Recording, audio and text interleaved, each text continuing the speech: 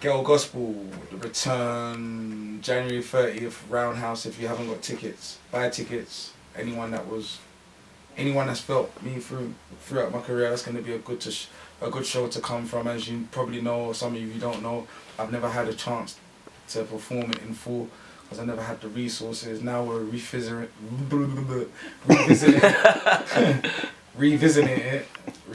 it. On the 10th year, it'll be 10 years next year since Ghetto Gospel came out. So yeah, sick. Out in the street, they call it. Out in the street, they call it. Out in the street, they call it. Out in the street, they call it. Boom! Right now, you are with the international, international, sometimes we get a little rational. Nobody can smoke like the original Mr. Bullshit in the place. And today, we have got a very special guest. No, fam, no, I'm not having that, fam. Why You left out the nobody can smoke like the Dan. Once all again, right. spin it back, fam. Yo, right about now, you're with the international, intergalactic. Whoa. Right now, you're with the international, intergalactical. Sometimes it can get a bit rational, but nobody can smoke like the Dan himself, Mr. Bossick in the place. And today, my special guest is somebody I've known for a long time, original Dan himself, Ghetts. God, I love this nigga, you know, this nigga ain't changed. Oh yes. Hey, listen, let's just get straight to the point, no messing around. How did you get the name Ghetts? Ghetto, you mean? Well, no, actually, how did you get to the name Ghetts? Because you've gone from Ghetto to J. Clark. Well, you Ghetts. you gave me the name Ghetto, which I didn't want. Stormin gave me the name. Like, he had a tune called Ghetto. And like, it goes back in the day, me and my bridge in Ghetto. Like before that, I was incarcerated at the time, and everyone used to wonder like who this Ghetto was. Was he saying it to just rhyme? But he used to call me that because apparently I used to do bare Ghetto shit, whatever. And I tried to come out with the name Freedom, you know, start on the positive movement, the positive part. Remember that? Freedom. Innit? Like, yeah, I remember that. I remember that. J Reaper.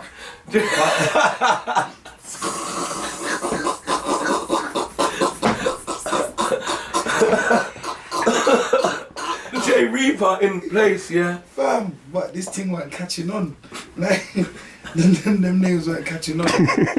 Like, he just made Ghetto stick and ran with it, innit? And then, as time went on, people started calling me Ghetts, like, for short. Even though it's weird, because it's the same amount of letters, innit? But, Ghetts sounds shorter, and just ran with that. I ain't even said it, but today we are sponsored by Blue Cheese Clothing, big up yourself, and Panda Dabs, because we've got a couple edibles today, because Ghetts don't smoke, so I thought to myself, let me be nice and bring a couple edibles. So we've got a few edibles, and then we've got the smoked Dan Dadders in here. We've got something called White Urkel over here, then we've got some super sour diesel, then we've got some Amnesia, some Kush, and then one went to Amsterdam on the weekend, so I thought, let me bring back some gin and juice. Lay back. Big up Green Place, and I want to big up Voyages because I've got a bit of Blue Dream left as well. Anyway, back to where he was. Wait, excuse me. Are you gonna offer our guests the edible? Most definitely. Ghetts, what are you going for? We've got some gummy bears up in there, or we've got some vanilla fudge. It'll take time, Joe, for a gummy bear. Go for it. That sounds. See what I'm saying? One must, it's the smoke point, but you don't have to be a smoker to indulge in see what I'm saying, a bit of flavour. Don't taste that gummy bear. There you go, alright. What's it like working with Rude Kid? Sick, like, I'm very, I think I'm a hard person to work with. Not because I'm arrogant or anything like that. It's because I know I hear it in my head. And if something doesn't sound like I hear it in my head when we get to the outcome, then it's like it's wrong to me, even if it sounds alright to everyone else, like it's wrong. And Rude Kid, fortunately, he's patient enough to work with me, and 99.9% of the time you get it right still. So it's a good look. Yeah. What would be like the favourite track that you used to have worked on? Because you lot have done a good few tracks, but there must be one that stands out. Orion's Belt. Like it's not one that's really, it's not really known or anything like that, but I like that one the most. People, make sure you go and look for that one. Yeah, that's on Momentum 1. If you don't ever get the chance, check it out. You get me? Straight up. Going way back. Let's go way back. Yeah. How did you first get into music itself as a general? That shit's got to do with you, innit? Hold on. So like, I just see you running around. I just see you running around in the ends with the man. Them like, obviously like me, Stormin and Sharky. For those that don't know, we're actually childhood friends before music. Stormin's MC'd the longest out of everyone, but. Oh, man made me sound like I'm No, you crazy. wouldn't. No, I wouldn't. You set pace, you set pace. So no, cool. you know what I'm saying. So it's like the man have been like spitting, and I always used to be at the youth clubs and that, try a little ting and that. I never used to like be good or anything. And Shark and Storm were top boys in the ends. You know what I'm saying. And we used to do the youth club rounds as a team, as a large team in our community, and these man was the spokesman for the team, you know what I'm saying? Like what man them was on, they were spitting about and that, and I felt that, you know what I'm saying? So what happened from there? I was trying to ting, the man them told me the truth, they said I was dead. Which was the truth. What was your first bar? Do you remember the dead bar? Nah, I ain't gonna remember. Of course, yeah, I can imagine you can't remember. No, I can't remember. No, real talk, I can't remember. I've written every day for like the last 15 years, I can't remember that. But fucking, yeah, probably some dead bars anyway. And then, whilst being incarcerated, I don't really keep dwelling on that, but whilst being incarcerated, I was reading a lot of books.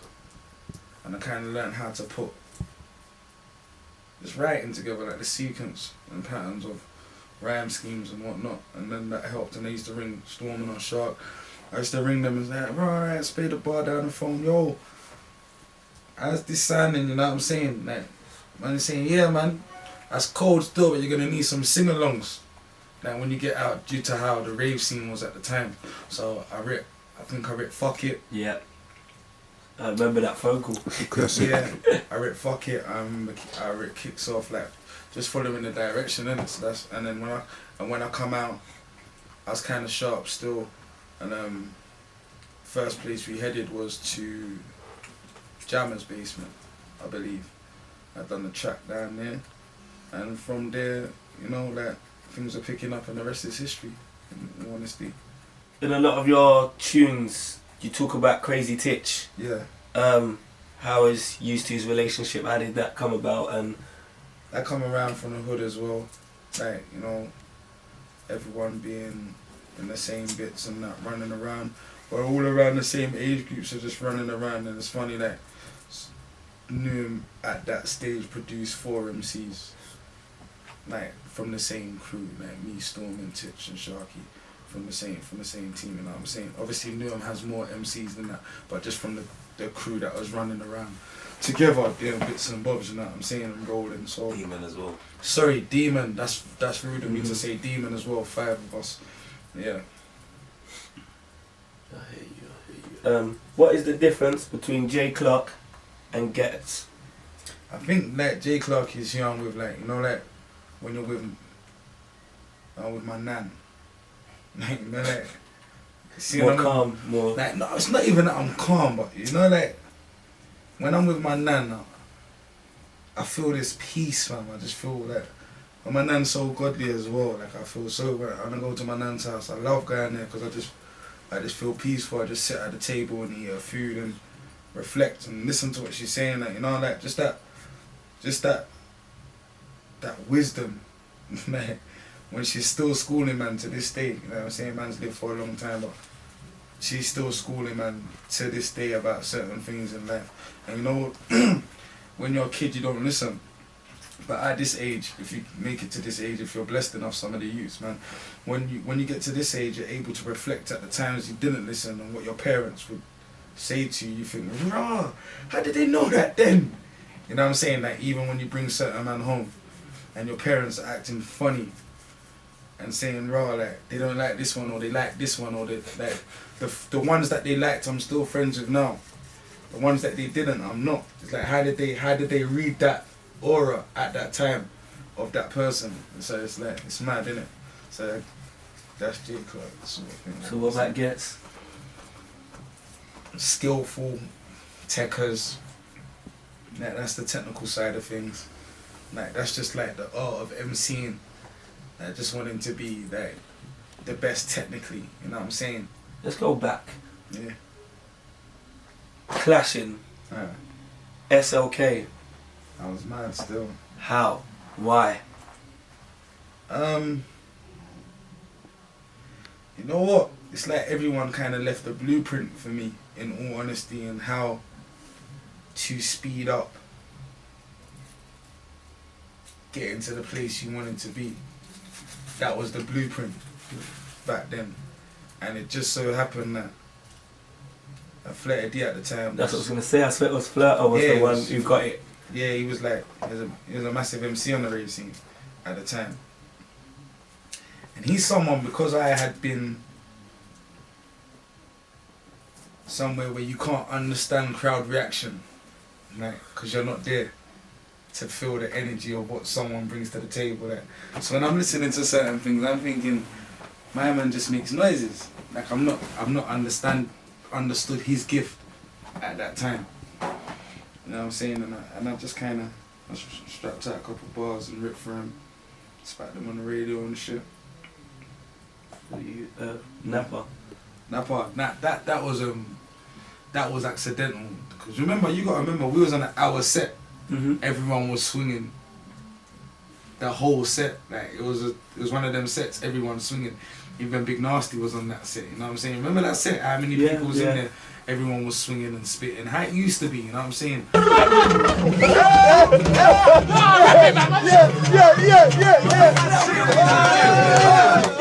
Like, you know what? Have you got fucking still on a war tune, man? Come on, you just murk it, man. Quickly, man.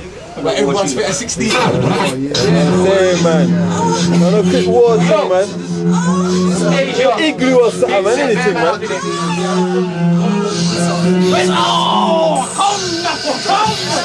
Napa! Don't be a stranger to the mic! Yeah! Hold tight the studio, guys. Hold tight Ghetto alongside. Hold tight the nasty niggas. Do you think the scene will ever do anything like that again?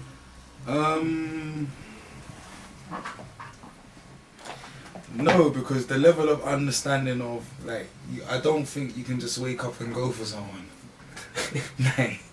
like it's, like, it's not water for ducks back no more, like. I don't think you can wake up and just have a problem with someone and that, you know what I'm saying? Especially at like the ages and levels of career everyone's at, you know what I'm saying? And I thought, you know, it is, at that time, it's like kids didn't know better, even though it made for a sick scene and culture and it was built on that. It's like, now it's like, that energy can be destructive. Like, it can be very destructive, you know what I'm saying? Just waking up and thinking, "Right, I'm going for my man," because he's doing stuff. That can be destructive to your own plans and thought process. You know what I'm saying? So yeah, I don't know, man. What would you say has been your best booking show that you've ever done, that you've ever been booked for? One that you'd never think you'd ever be on? I don't really have a best one.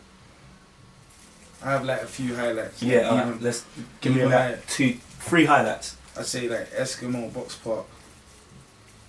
Incredible. The other day was one.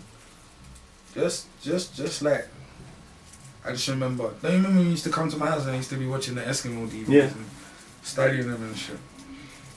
Like, just for that transition alone, to see what Eskimo has become, what I have become in Eskimo, just for that. And the settings were crazy, like the whole steam and like just opening up a box park was sick. So yes, that